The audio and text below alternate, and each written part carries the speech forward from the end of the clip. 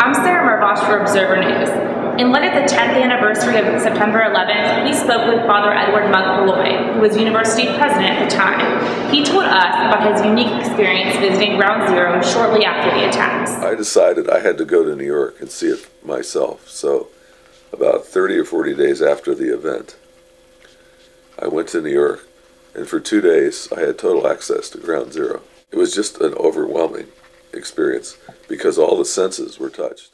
Malloy can vividly recall the sights and smells at Ground Zero. Just like images of hell in medieval paintings. What did it smell like? Acrid, burning metal, and then of course there were bodies there, so there was decaying matter there. It's the kind of smell that you don't want to be exposed to for too long. How long did those sights and those smells stay with you? I could still evoke them.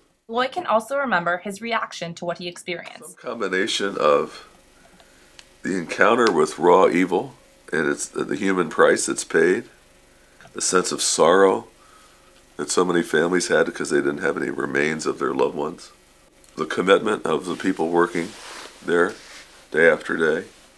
At the first home game following 9/11, Malloy said a prayer, a copy of which he hangs in his office. He also honored NYPD officers and firemen at halftime.